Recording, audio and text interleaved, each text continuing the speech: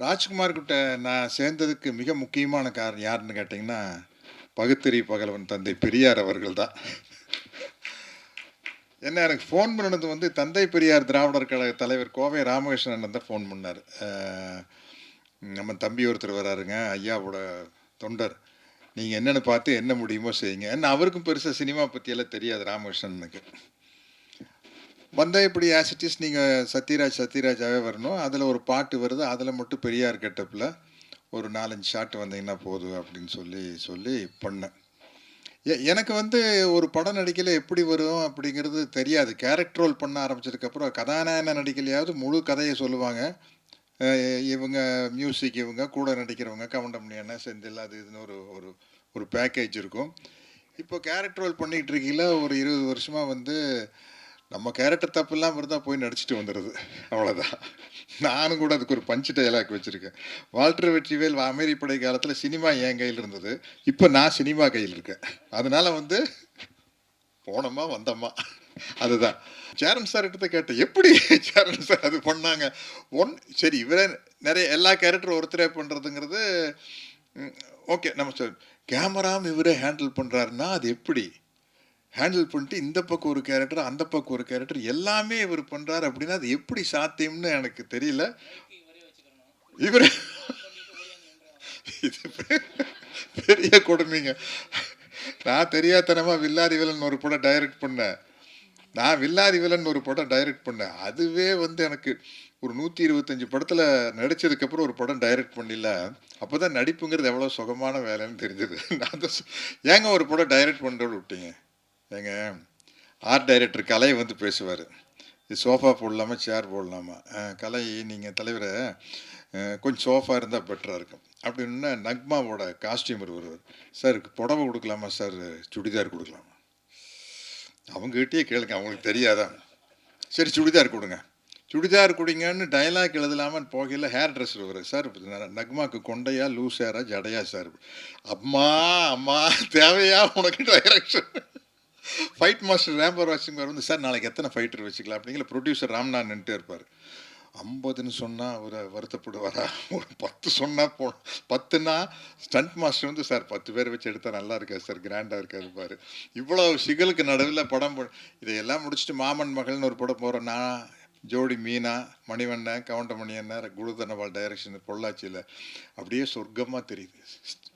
Short அடினா போனோம், start camera action நடித்தோம், கட்டுனா வந்து உட்காந்தோம், உலக அரட்டை அடிச்சுட்டு அங்கே லொக்கேஷன் இல்லாத மற்ற எல்லா நடிகர்களை பற்றி கலாய்ச்சிட்டு, இருக்கிறவங்கள பற்றி பேச முடியாதுல்ல, இல்லாதவங்கள பற்றி எல்லாம் பேசி ஜாலியாக இருந்தது. இப்போ உண்மையிலேயே இந்த படம் வந்து எனக்கு பிரமிப்பாக இருக்குது. சேரன் சார் நீங்கள் பார்த்தீங்களா? இதெல்லாம் இருக்குது படத்தில், இது எப்படி சாத்தியம் எனக்கு ஒன்றும் புரிய மாட்டேங்குது. அப்போ ஒன் மேன் ஆர்மின்னு சொல்கிற மாதிரி ஒன்மேன் ராஜமௌலின்னு நினைக்கிறேன். உண்மையிலேயே பத்திரிகை நண்பர்கள்கிட்ட நான் இது வரைக்கும் கெஞ்சி கேட்டுக்கிறேன், வேண்டி கேட்டுக்கிறேன்லாம் சொன்னதில்லைன்னு நினைக்கிறேன். என் ஞாபகத்துக்கு நான் நடித்த படத்தை எப்படியாச்சும் கொண்டு போய் ஜனங்கிட்ட சேர்ந்து எப்படியாச்செல்லாம் சேர்க்க முடியாது, நல்லா இருந்தால் தான் போய் சேர்க்க முடியும். எப்படியாச்சும் எப்படி சேர்க்கறது? அது சரியா இல்லாத சாப்பாட்டை எப்படியாச்சும் எப்படி சாப்பிட முடியும்? நல்லா இருந்தால் தான் சாப்பிட முடியும்.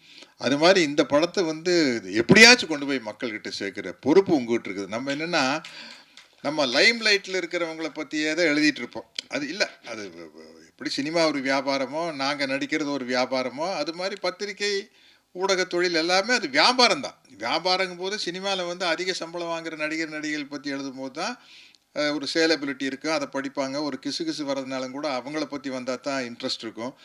யாரோ தெரியாத முகத்தை பற்றி எழுதல இன்ட்ரெஸ்ட் இருக்காது. பட் இது மிகப்பெரிய சாதனையாக நான் கருதுகிறேன். அவர் சொல்லிட்டார் பாருங்க, மோர் தென் ராஜமௌலி, மோர் தென் பாகுபலி அப்படின்னா, இந்த படத்தை கொண்டு போய் இப்போ என்னதான் இங்கே பேசினாலும் உங்கள் கையில் தான் இருக்குது. இதை வந்து நீங்கள் 100 கோடி 200 கோடி சம்பளம் வாங்குகிற கதாநாயகர்களுடைய படத்தை எல்லாத்தையும் தாண்டி நீங்கள் ப்ரமோட் பண்ணால் தான் முடியும், இல்லாட்டி முடியாது. ஏன்னா அவங்களுக்கு ப்ரமோஷன் தேவையில்லை, அவங்க முகம் போஸ்டல் இருந்தாலும் வந்துட்டு போகிறாங்க, அவ்வளோதானே. அதனால் வந்து இது உங்களுடைய ஒரு டியூட்டியாக எடுத்துக்கணும், கடமையாக எடுத்துக்கணும். அப்போ தான் வந்து இந்த மாதிரி புதிய முயற்சிகள் பண்ணக்கூடிய இயக்குநர்கள், இளைஞர்கள் நிறையா சினிமாவுக்கு வருவாங்க. நான் இந்த படத்தை பார்த்ததுக்கப்புறம் ராஜ்குமார்கிட்ட எப்படி என்ன ஏதுன்னு கேட்டு தெரிஞ்சுக்கிறேன். மிகப்பெரிய வெற்றி அடைய வாழ்த்துக்கள், நன்றிகள், வணக்கம்.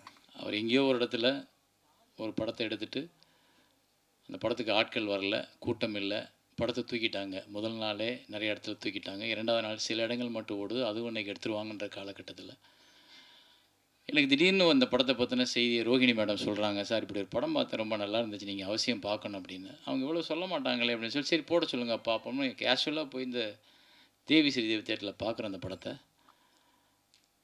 பார்த்துட்டு கொஞ்சம் நேரம் ஒன்றுமே புரியல. எப்படி ஒரு பையன் ஒரு கேமராவை தூக்கிக்கிட்டு ஒரு கிராமத்துக்குள்ளே போய் இருக்கிற சின்ன பிள்ளை, ஆயா, பாட்டேன், பாட்டி, சித்தப்பா, பெரியப்பா எல்லாம் நடிக்க வச்சு, ஆனால் சொல்லியிருக்கிற கருத்து வந்து அவ்வளோ ஸ்ட்ராங்கான கருத்து, நம்ம மடமையை கொளுத்தக்கூடிய, நம்மளோட உணர்ச்சிகளை பயன்படுத்திக்கிட்டு வியாபாரம் பண்ணுறவங்களோட பொய்யை தோல்விச்சு காட்டுற ஒரு படம். ஆனால் அதை ரொம்ப நேர்த்தியாக ஒருத்தர் எடுத்துருந்தான்றப்போ, சும்மாவே நம்ம ஒரு நல்ல படம் பார்த்தோம்னா தூங்க மாட்டோம். உடனே பதிவு போடுறது என்ன, அதை பற்றி பேசுகிறது என்ன, அதை கிடைக்கிற மேடையிலலாம் பேசுகிறது என்னன்னு சொல்லும் பொழுது, இது எனக்கு ரொம்ப நெருக்கமான ஒரு படமாக என்னுடைய தாட்ஸாக இருந்தது. என்னுடைய கிராமத்து மக்களை நான் அதுக்குள்ளே பார்த்தேன். என்னோடய கிராமமும் என்னோடய மக்களும் உள்ளுக்குள்ளே இருக்கும்போது என்னால் அதை விட்டு விடுபட்டு வெளியே போக முடியாமல், சரி அந்த படத்தை என்ன பண்ணலாம் அப்படின்றப்ப, நல்லா இருக்கே இது ஏன் ஓடலைன்னு கூப்பிட்டு பேசும்போது அவர் இப்படி சொல்லும்பொழுது, அதை அந்த அந்த நேரத்தில் என்னை யாரோ நிறைய பேர் தூக்கி சுமந்துருக்காங்கல்ல, அப்போ நான் எனக்கு கிடைக்கிற வாய்ப்பப்போ நான் ஒருத்தனை தூக்கி சுமக்கணும்ல, அதானே தர்மம். அந்த இடத்துல நான் சங்கர் ராஜ்குமாரை தூக்கிக்கிட்டேன் தோள் மேலே. அப்புறம் எல்லா இயக்குநர்களையும் கூப்பிட்டு அந்த படத்தை பாருங்கன்னு சொன்னோன்னே, இப்போ சங்கர் ராஜ்குமார் கூப்பிடும்போது யாருன்னு தெரியல, வர முடியல அப்படின்றப்போ, அப்போ நான் கூப்பிட்டோன்னா அதுக்கு ஒரு அடையாளம் கிடைக்குது. எல்லா இயக்குநர்களும் வர்றாங்க. கிட்டத்தட்ட 52 பேர் இன்றைக்கி படம் பார்க்குறாங்க இயக்குநர்கள். அன்றைக்கி லோகேஷ் கனகராஜ் படம் பார்த்தது மாதிரி அன்றைக்கி போனேன் லோகேஷோட டிசி பார்க்கறதுக்கு. எல்லா இயக்குநரும் இங்கே இருந்தாங்க. எனக்கு இதே மாதிரி ஒரு காட்சி ஏற்கனவே அரங்கேறி இருக்கேன் வெங்காயத்தில், அப்படி தான் தோணுச்சு. அத்தனை இயக்குனர் இருந்தாங்க. அப்போ அந்த வெற்றி இருக்கும்போது நம்ம கூப்பிட்டா எல்லாமே நடக்கும். அதை அன்றைக்கி நான் பார்த்தேன். அதை இப்போவும் அது நடந்துச்சு, அன்றைக்கி அது நடந்துச்சு. அப்போ எல்லா டைரக்டரும் பார்த்துட்டு எல்லோரும் வெயிட் பண்ணி இந்த படத்துக்கு, ஒரு படம் பார்த்தா சில டைரக்டர்லாம் சொல்லாமல் கொள்ளாமல் பின்வழியாக ஓடி போயிடுவோம் படம் நல்லா இல்லைன்னா. ஆனால் அத்தனை பேரும் நின்று அந்த திரைப்படத்தை வேல்யூ பண்ணி நின்று பேசினாங்க. அந்த 52 டைரக்டர்ஸ் பார்த்ததும் அதை பூரா கட் பண்ணி ஒவ்வொரு டைரக்டரோட கருத்துக்களையும் வீடியோவாக மாற்றி அவரோட படத்தை இடையில் இணைச்சி அதை கொண்டு போய் சன் டிவியில் போட்டு காட்டினேன். சார் இப்படி இவ்வளோ டைரக்டர் சொல்லியிருக்காங்கன்னா ரொம்ப நல்ல படமாக தான் சார் இருக்கும் அப்படின்னு சொல்லிட்டு, முதல்ல 5 ரூபாய்க்கு வாங்காத அந்த படத்தை 52 லட்ச ரூபாய்க்கு விற்றோம். அந்த ஒரு முயற்சியில் அந்த 52 லட்சத்தை வச்சு 30 ரூபாய் வியாபாரம் பண்ணுறதுக்கு வச்சுக்கிட்டு இருந்தால், அப்போ அந்த 20 ரூபாய் நீ வச்சுக்க, 30 ரூபாயை வச்சு விளம்பரம் பண்ணணும்னு சொல்லிட்டு மறுபடிக்கும் தேட்டர் பிடிச்சி மறுபடிக்கும் அந்த படத்தை திரையரங்கத்தில் சேரன் வழங்கும் பெருமையுடன் வழங்குன்னு போட்டு வெங்காயம் அப்படின்னு போட்ட உடனே தேட்டருக்காரங்க போனால் தேட்டர் கொடுத்தாங்க. மறுபடிக்கும் அது 1 வாரமோ 10 நாளோ ஓடிச்சுல்ல, 10 நாள் ஓடிச்சு அந்த படம். ஆனால் ஒரு நல்ல கலெக்ஷனை பார்த்தோம். அது கொஞ்சம் அவருக்கு அவருடைய சுமையை கொஞ்சம் இறக்கி வைக்க அது உதவுச்சு. இது சங்கர் ராஜகுமார் இல்லை, அந்த திரைப்படம் தான் அதுக்கு காரணம். சங்கர் ராஜகுமார் எனக்கு முன்ன பின்ன தெரியாது யாருன்னு. என்னை அந்த உந்துதலுக்கு தள்ளுனது அந்த திரைப்படம். அது மாதிரி நிறையா திரைப்படங்கள் நம்ம பார்த்துருக்கோம். நமக்கு அந்த கடமை அது. நம்ம உண்மையான சினிமாவை நேசிக்கிறவர்களாக இருந்தால் கண்டிப்பாக நம்ம அதை செஞ்சே தீரணும். அதை விட்டு வெளியே போக முடியாது. அவ்வளோதான் எனக்கும் சங்கர் ராஜகுமாரோட பந்தம். ஆனால் அவர் அந்த உதவியை இன்னைக்கு வரைக்கும் மறக்காமல் பெருசாக எடுத்துக்கிட்டு அதை பற்றி பேசும்போது ஒவ்வொரு இடத்துலையும் சொல்லும் பொழுது இப்போ தான் எனக்கு தோணுச்சு, சேரன்ற பேருக்கு அடிக்காதீங்க பாவம், அவர் தான் எனக்கு உதவி பண்ணான்றப்போ அவர் என் மேலே வச்சுருக்க கருணை அது நல்லது, சந்தோஷம். ஆனால் அவர் அப்படி தான், இவரோட படங்கள்லாம் வந்து இவர் சம்பாதிக்கிறதுக்கு சினிமாவுக்கு வரல. இவர் மண்டைக்குள்ளே நிறைய அரிப்பு, நிறையா உள்ளுக்குள்ளே யோசிச்சு சினிமாக்கெல்லாம் நிறையா பார்க்குறாரு. அப்போ சாதாரண சாமானியனும் ஒரு சினிமாவை எடுத்துட முடியும், சாமானியன்கள்கிட்டையும் சினிமாவை கொண்டு போய் சேர்த்துட முடியும், சாமானியன்களையும் சினிமாவுக்குள்ளே பயன்படுத்திட முடியுன்ற ஒரு பெரிய கர்வம் அவருக்கு உண்டு. அவரோட அடுத்த படம் கூட பயாஸ்கோப் பார்த்தீங்கன்னா அந்த வெங்காயம் எடுத்த கதையவே ஒரு படமாக எடுத்திருப்பார். வெங்காயத்துக்கு ஒரு கஷ்டப்பட்ட அந்த கதையை எடுக்க அதை திருப்பி ஒரு படமாக்குனார். அந்த படமும் எனக்கு ரொம்ப ரசித்து பார்த்தேன். இது என்ன இப்படி இவர்கிட்ட ஒரு நல்ல நகைச்சுவை உணர்வு இருக்கும். அந்த நகைச்சுவை உணர்வு அந்த படத்துக்குள்ள இருந்துச்சு. அந்த ஆயா பாட்டி எல்லாரும் அதை பேசுனது எல்லாமே ரொம்ப. நம்ம ஊரில் என்ன ஒரே ஒரு பிரச்சனைனா, இந்த பெரிய நடிகர்கள் கமர்ஷியல் படங்கள் இதையே பார்த்துட்டு தியேட்டரை ஃபில் பண்ணுற கூட்டங்கள் இந்த மாதிரி படங்களை நழுவ விட்டுறாங்க. அப்புறம் எங்கேயோ ஒரு ஓடிடி பிளாட்ஃபார்ம், சார் அந்த தோழர் அந்த படம் ரொம்ப நல்லா இருந்துச்சு சார், அந்த படம் ரொம்ப நல்ல படம் சார், நீங்கள் அதில் என்ன சார் பண்ணீங்க அப்படின்னு கேட்குற அளவுக்கு அந்த படம் இருக்குது. ஆனால் தியேட்டரில் அதுக்கான ரெஸ்பான்ஸ் குறைவாக இருக்குது. அதுக்கு காரணம் வந்து நம்ம தான் அந்த படத்தை முன்னிறுத்தணும். நம்மன்னா நீங்கள் நீங்கள் தான் அந்த மாதிரியான திரைப்படங்களை முன்னாடி மக்கள்கிட்ட கொண்டு போய் நிப்பாட்டினா முதல் ஷோ, முதல் விமர்சனம், முதல் ரிவ்யூ உங்கள் மூலமாக தான் வெளியே போகுது. அப்போ அந்த மாதிரி படங்களுக்கு எப்படி இப்போ இந்த படமே பார்த்தீங்கன்னா ஒன் அப்படின்றது வந்து இந்த படத்தில் இருக்க எல்லாமே ஒரே ஆள். இந்த புது முயற்சிக்காகவே நம்ம அதை பாராட்டணும். ஆனால் அந்த புது முயற்சியை சிறப்பாக செஞ்சுருக்கிற ராஜ்குமார். அந்த படத்தை பார்த்துட்டேன், ஒரு 2 வருஷம் 3 வருஷம் இருக்குன்னு நினைக்கிறேன்ல, முதல் வருஷன்.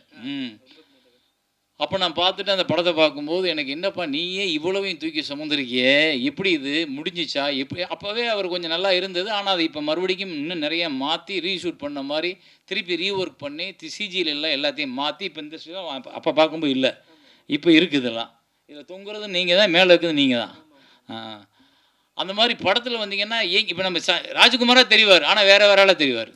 அதுக்கு எவ்வளோ மெனக்கடணும் பாருங்க. ஒரே ஆள் நடித்து, ஒரே ஆள் இயக்கம் பண்ணி, ஒரே ஆள் ஒளிப்பதிவு பண்ணி, ஒரே ஆள் லைட்டு பார்த்து, ஒரே ஆள் எடிட் பண்ணி, ஒரே ஆள் சவுண்ட் ரெக்கார்ட் பண்ணி, இது எல்லாத்துக்கும் அவ்வளோ டைம் எடுக்கும். கிட்டத்தட்ட 3 வருஷம் 4 வருஷம்ன்றது உங்களுக்கு குறைவு. இன்னும் 10 வருஷம் கூட ஆகலாம் ஒரு சில படங்கள், அப்படிலாம் நடந்திருக்கு. ஸோ இந்த உழைப்பு உங்களை அடையாளப்படுத்தும். அப்புறம் இன்னொரு படம் இவர் ஒன்று பண்ணி வச்சுருக்காரு, இன்னும் ரிலீஸ் பண்ணலன்னு நினைக்கிறேன். அந்த காட்டுக்குள்ளே எடுத்த படம் என்ன படத்து பேர்?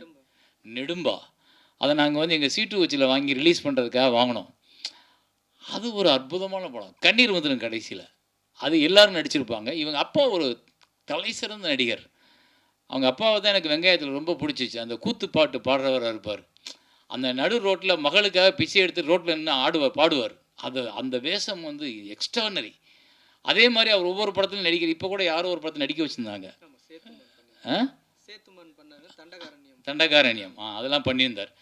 அவர் என்னன்னா அந்த நெடும்பாவில் ஒரு குழந்தை என்ன பண்ணோம், சிட்டிக்குள்ளே இருக்க குழந்தை தெரியாமல் வழி தவறி ஒரு வேனில் ஏறி ஒரு இடத்துல போய் இறங்கி ஒரு காட்டுக்குள்ளே போயிடும். அது பூரா காட்டு மனுஷங்க, அவங்களுக்கு இந்த பாஷையே தெரியாது. ஆனால் அந்த மனிதர்கள்ட்ட ஒரு குழந்தை மாட்டிக்கிறோம். அந்த குழந்தை மேலே ஒரு அன்பு வச்சுருவாங்க அந்த காட்டுவாசிகள். அவங்க என்ன பண்ணுவாங்க, ஒரு இடத்துல அந்த குழந்தைக்கு உடம்பு சரியில்லாமல் வந்தோன்னே இந்த பிள்ளையை காப்பாற்றுறதுக்கு அவங்களுக்கு தெரியாது. அந்த பிள்ளையை எப்படியாவது காப்பாற்றணும்ட்டு நகரத்தையே விரும்பாத காட்டுவாசி 4 பேர் 2 பேர் அந்த குழந்தையை தூக்கிக்கிட்டு நகரத்துக்குள்ளே வருவாங்க. அது பயங்கரமாக இருக்குது. அந்த ஹாஸ்பிட்டலுக்குள்ளே போகிற சீனெல்லாம் அவ்வளோ கண் கலங்கிடும் மனிதர்களுக்கு. அப்படிப்பட்ட ஒரு படத்தையும் எடுத்து வச்சுருக்காரு. அதையும் இன்னும் ரிலீஸ் பண்ணலை. நான் வந்து ஒரு 12 வருஷத்துக்கு முன்னாடி அந்த படத்தை பார்த்துட்டேன். இவர் என்னன்னா எடுத்து வச்சுக்கிட்டே இருக்காரு. இவர் காசு யாருக்கு இருக்கா உங்களுக்கு? ஏன்னா வெங்காயத்துக்கு வாங்கின கடனை இன்னும் அடைச்சி முடிக்கல.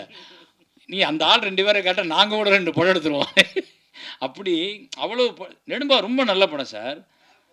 அந்த படத்தை பார்த்துருக்கீங்க. நான் அதுக்கப்புறம் கூட நிறைய அந்த காட்டுவாசி படம்லாம் வச்சு அப்போ நான் எனக்கு உடனே நெடும்பா தான் ஞாபகம் வந்துச்சு. ஆனால் அதில் இன்னும் இதை விட சிறப்பாக ராஜ்குமார் எடுத்திருப்பார்ல. எவ்வளோ பட்ஜெட்னு அவட்ட கேட்டால், ஆனால் அது ஒரு 60 ஒரு 70 ரூபா வந்துச்சுண்ணே அப்படிம்பாரு. எது 60 ரூபாய்க்குள்ள படத்தை முடிச்சிட்டியா? என்னையா சொல்கிற? நமக்கெல்லாம் கஷ்டமாக இருக்குது. நமக்கெல்லாம் முடியலை. 10 ரூபா வேணும், 12 ரூபா வேணும், 8 ரூபா வேணும், கோடியில். ஆனால் இவருக்கு 60 ரூபா லட்சத்தில் போதுமானது ஒரு படம் எடுக்கிறதுக்கு. அப்போ அப்படிப்பட்ட ஒரு சிறப்பான படங்களை நம்ம தமிழ் சினிமா எடுக்க முடியும். அப்படிப்பட்ட இயக்குனர்கள், அப்படிப்பட்ட எழுத்தாளர்கள் நிறைய இருக்காங்க. ஆனால் அவங்கள தவிர்த்துட்டு நம்ம எல்லாரும் 50 கோடி 100 கோடி 200 கோடி 15 கோடி அதுக்கு மேலே தான் படம் இருக்கிறத நம்ம பார்க்குறோம், எழுதுகிறோம், ரசிக்கிறோம், கைத்தட்டுறோம். அதுதான் கல்லாப்பெட்டி நிரப்புது. ஆனால் நம்மளோட அடையாளங்களாக இன்னும் நிற்பது நல்ல திரைப்படங்களாக இருக்கக்கூடிய இயக்குனர்கள், எழுத்தாளர்கள் எழுதின அந்த திரைப்படங்கள் தான் உங்களுக்கு நல்ல பேர் சொல்கிற படங்களாக இருக்கக்கூடியது. அந்த பேர் சொல்கிற படங்களோட வரிசையில் தான் தம்பி ராஜ்குமாரோட படங்கள் கண்டிப்பாக இருக்குது. இன்றைக்கி அவர் சரியாக அங்கீகரிக்கப்படவில்லை என்றாலும் ஒரு 10-15 வருஷம் கழித்து அவருடைய புகழை இந்த சினிமா கொண்டாடும், கண்டிப்பாக கொண்டாடும். அவருக்கான உரிய அங்கீகாரம் கண்டிப்பாக கிடைக்கும். ஏன்னா இப்படி ஒரு முயற்சியை சினிமாவுக்காக திரும்ப திரும்ப திரும்ப ஒருத்தர் எடுத்துக்கிட்டே இருந்தான்னா அவனை ஒரு நாள் சினிமா கொண்டாடியே தீரும். அது வேறு வழியே இல்லை. நம்ம அப்படி நிறைய பேரை பார்த்துருக்கோம். நிறைய பேருக்கு அந்த லைஃப் கிடைச்சிருக்கு. அதே மாதிரி அவருக்கும் கிடைக்கணும், அவர் ஜெயிக்கணும். அப்போ கூட நான் சொன்னேன் அவர்கிட்ட, வெங்காயம் முடிஞ்சோடனே கொஞ்சம் நல்ல கதையெல்லாம் எழுதுறாரு, நமக்கு ஏற்ற கதை மாதிரி இருக்கு, இந்த படத்தில் நம்ம ஒரு வேஷம் மறந்துருக்கலாமே அப்படின்னு நான் அவரை கூப்பிட்டு, நல்ல கதை எழுதலை, அது ஏன் போய் சேர மாட்டேங்குதுன்னா நடிகர்கள் இல்லை, நாங்கள் கூட எல்லாருக்கும் தெரிஞ்ச நடிகர் தான், எனக்கு தெரியும் எல்லாத்துக்கும், நீ நல்ல கதை எனக்கு சொன்னீன்னா நம்ம சேர்ந்து ஒரு படம் பண்ணணும். மாட்டானே தம்பி, அங்கே மட்டும் வரவே மாட்டான், அந்த பக்கமே திரும்ப மாட்டான். ஏன்னா அவன் படத்தை கெடுக்கிறதுக்கு அவன் தயாராக இல்லை. ஆனால் அந்த அந்த அந்த இடத்துல ஒருத்தன் சரிஞ்சிட்டான்னா, இல்லை அந்த ஆசைகளுக்கு இடம் கொடுத்துட்டான்னா அவங்ககிட்ட இருக்க உண்மை காணாமல் போயிடும். அதை நான் புரிஞ்சுக்கிட்டு அப்புறம் நான் கட்டாயப்படுத்துறதை விட்டுட்டேன். ஏன்னா அந்த உண்மை. இப்போ அவர் நிறைய இடங்கள்ல நானும் ராஜகுமாரும் சந்திச்சுக்கிட்டே இருப்போம், போவோம். ஒவ்வொரு விஷயமா இப்போ நான் கடைசி எடுத்த ராமதாஸ் ஐயாவோட படத்துக்கு கூட எனக்கு முன்னாடி இந்த கதையை எழுத உட்கார்ந்த ஆள் அவர்தான். அவர்தான் ஐயாவோட படத்தை கதையை எழுதி எடுத்து பண்ண வேண்டியது. அது ஒரு சில காரணங்களால் அவங்க அதுக்கு ஒரு வேல்யூ வேணும், அதை இப்படி எடுக்கணும், அப்படி எடுக்கணும், தயாரிப்பாளர்லாம் சேர்ந்து என்னைய பேசும்போது என்கிட்ட ராஜகுமாரை இன்ட்ரடியூஸ் பண்ணி இவர் கதை எழுதி வச்சு, ராஜகுமார் தெரியுமே தம்பி தானே, அப்போ அவர் நிறைய குறிப்பெழுதி வச்சிருக்காரு, நீங்கள் எடுத்துக்கின்றப்ப எனக்கு நெருடுது.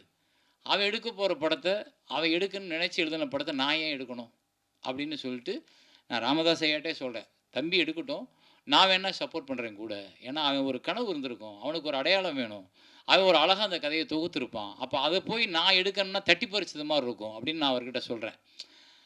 அவங்க அப்புறம் பேசிட்டு இல்லை இந்த கதை இன்னும் சிறப்பாக வரணும், இப்படி வரணும் அப்படின்னு சொல்லிட்டு அப்போ சொல்லும்போது நான் அவனை கூப்பிட்டு சொன்னேன், தம்பி என்னால் மறுக்க முடியல, வேறு வழி இல்லை, கேட்குறாங்க, ஒரு பெரியவர் கேட்கும்போது நான் அதை வேணாம்னு தூக்கி போட்டு வர்ற அளவுக்கு எனக்கு அந்த அவரோட அன்பை நான் உதாசீனப்படுத்த முடியாது, வேறு வழி இல்லாமல் நான் ஒத்துக்கிறேன் தம்பின்னு சொல்லிட்டு தெரியுது. அது கூட அவனுக்கு வருத்தம் என் மேலே, ஆனால் உங்கள் மேலே எனக்கு நீங்கள் சொல்லியிருக்கலாம்னு நினைனேன், பட் நான் என்ன பண்ண முடியும், உனக்கு நல்லது செஞ்சால் அதே சேரம் தான், உனக்கு கெடுதல் செஞ்சால் கூட இருக்கட்டுமே, நீ வச்சுக்க அப்படி.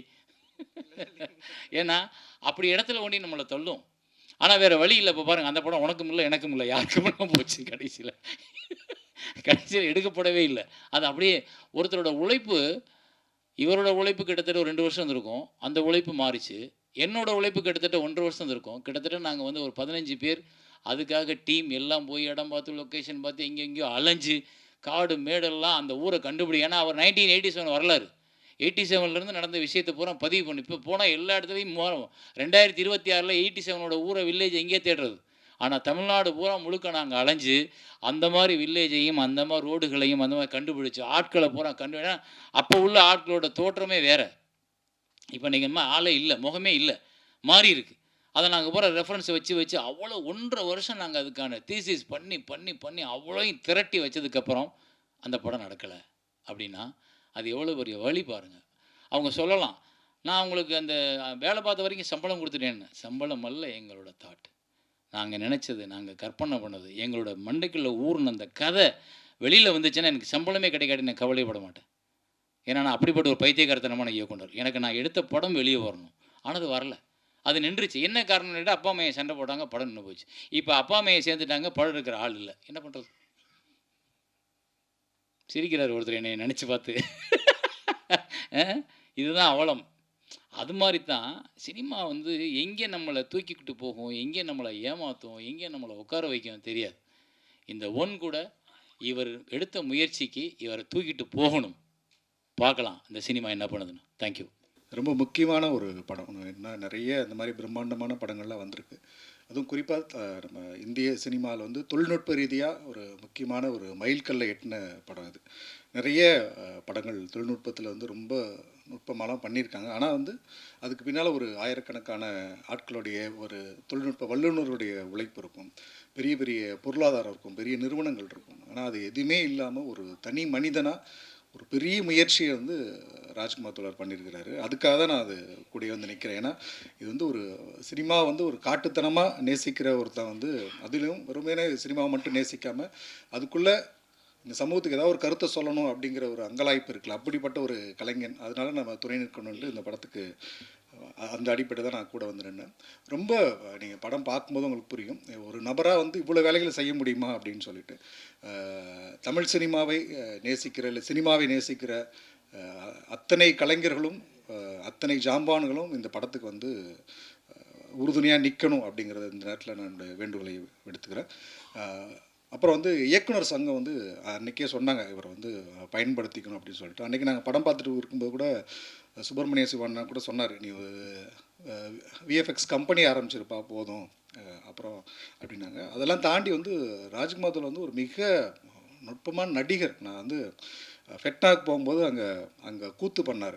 கூத்தில் வந்து அவ்வளோ பிரமாதமாக ரொம்ப நான் பின்னால் உட்காந்து பார்த்தேன். ஆனால் ரொம்ப நுட்பமான நடிப்பு வந்து பின்னால் உட்காரவங்களுக்கும் தெரிகிற மாதிரி வெளிப்படுத்தியிருந்தார். அது இந்த படத்தில் நீங்கள் பார்த்தீங்கன்னா தெரியும்.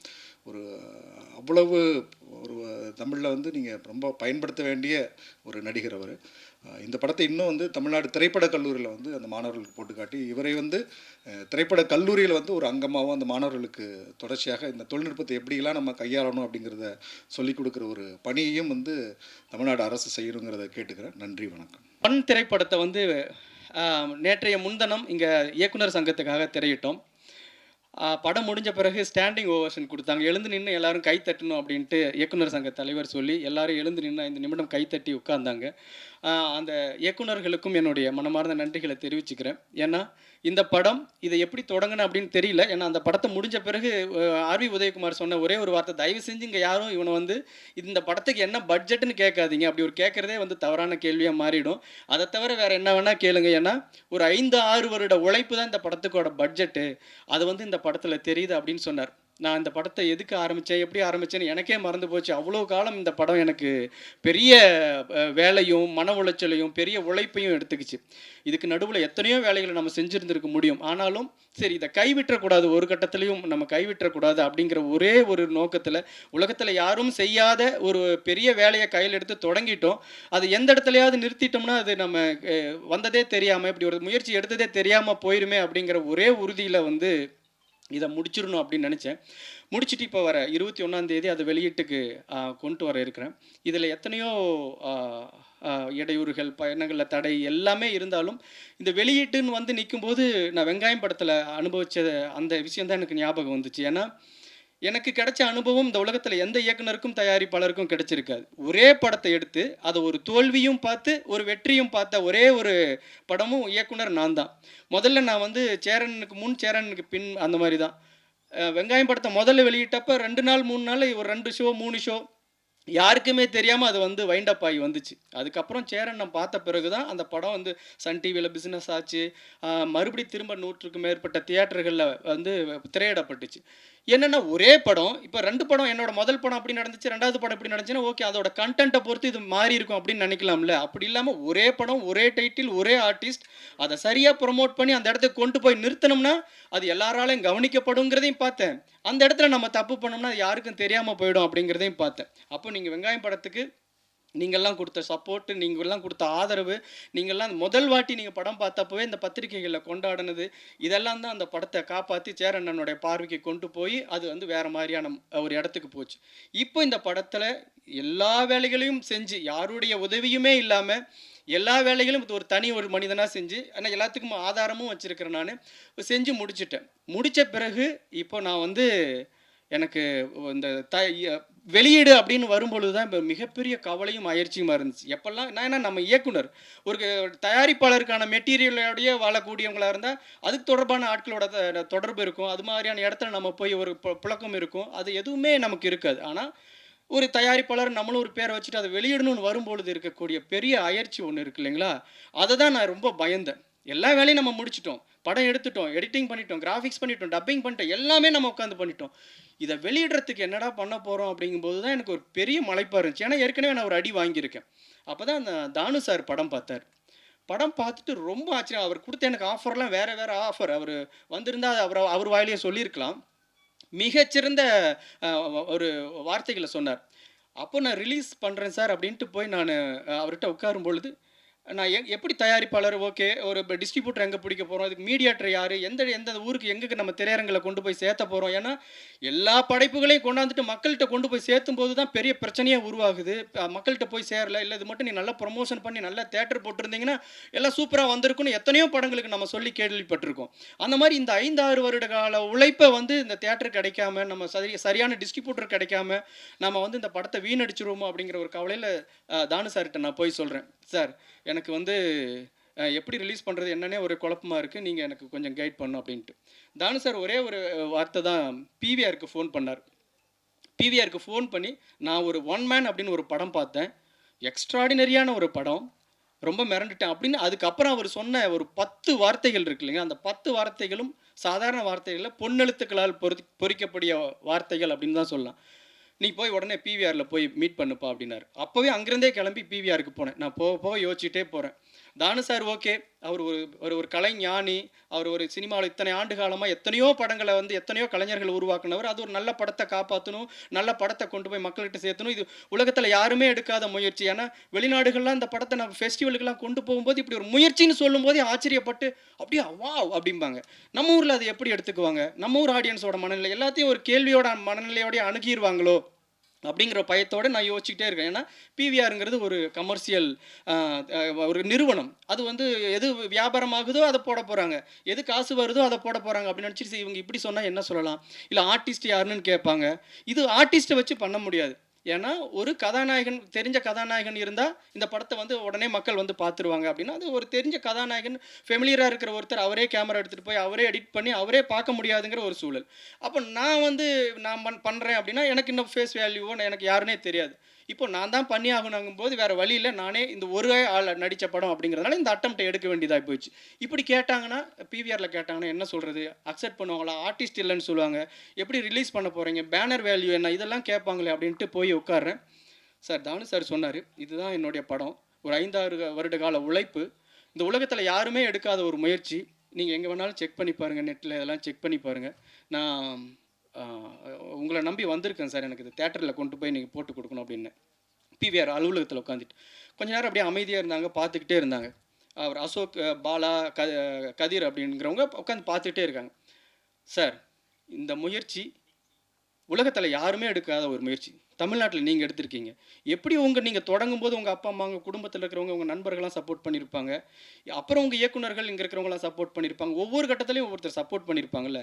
அந்த மாதிரி எங்களுடைய பங்களிப்பாக நாங்களும் உங்களுக்கு சப்போர்ட் பண்ணுறேன் சார் அப்படின்னு சொல்லி ஒரு வார்த்தை சொன்னாங்க. எனக்கு அவ்வளோ ஆச்சரியமாக இருந்தது. ஏன்னா ஒரு முக்கியமான ஒரு வணிக நிறுவனம் ஒரு சின்ன படங்களுக்கு கொடுப்பாங்களா? அவங்க தேட்டர் ஃபுல்லாகக்கூடிய ஓவர் ஃப்ளோ ஆகக்கூடிய படங்களை தானே முக்கியத்துவம் கொடுப்பாங்க அப்படின்னு நினச்சேன். இந்த படத்துக்கும் நாங்கள் கை கொடுக்குறோங்க. உங்கள் படம் ஒரு அரிய முயற்சி. கண்டிப்பாக நாங்கள் வந்து இதை வந்து மக்கள்கிட்ட கொண்டு போய் சேர்த்துறதுக்கு எங்களோட பங்களிப்பு என்னவோ அதை கண்டிப்பாக நாங்கள் செய்வோம் அப்படின்னு சொல்லி எனக்கு, அதாவது பெரிய தடைக்கல்லாகவே இருந்து எனக்கு அந்த இடம் தான், எப்படி கொண்டு போய் சேர்த்த போகிறோமோ அப்படின்னு. நாங்களும் இதில் ஒரு பார்ட்டாக இருந்து உங்கள் படத்தை கொண்டு போய் சேர்த்துறோம் அப்படின்னு சொன்ன பிவிஆர் நிறுவனத்துக்கு என்னுடைய மனமார்ந்த நன்றிகளை நான் தெரிவிச்சுக்கிறேன் இந்த நேரத்தில். இது ரொம்ப முக்கியமான பாயிண்ட். முதல்ல இனிமேல் நான் அதிகம் பேசுகிற நேரம் இல்லை, இனிமேல் படமும் பார்க்க வேண்டியது அப்படி இருக்கிறதுனால இந்த படத்தை வந்து நான் எடுத்துகிட்டு வந்து போஸ்ட் ப்ரொடக்ஷன் பண்ணுறதுக்கு ஆரம்பித்த நாளில் எனக்கு நிறைய பெரிய ஸ்டூடியோ வேலைகள் நிறைய இருந்தது. நான் எப்படி பண்ண போகிறேன், ஒரு 5.1 மிக்ஸ் பண்ணணும், அதுக்கான எக்யூப்மெண்ட்டு, அதுக்கான சிஸ்டம், மிக்சர் இதெல்லாம் நான் வாங்கணுன்னா அது பெரிய காசாக இருந்தது. நான் ஏஆர் ராஜராஜா சார்கிட்ட போய் சொன்னேன், சார் இந்த மாதிரி ஒரு படம் வித்தியாசமான முயற்சி, எனக்கு எப்படி பண்ணணும்னு தெரியல. நான் ஆனால் எப்போ பண்ணுவேன், எவ்வளோ நாள் ஆகும், 1 மாதம் ஆகும், 2 மாதம் ஆகும், 6 மாதம் கூட ஆகும், நானே தான் பண்ணுறேன், எனக்கு பண்ணுறது எப்படின்னு தெரியல சார், எனக்கு அதுக்கான உதவி வேணும் அப்படின்னு கேட்டேன்.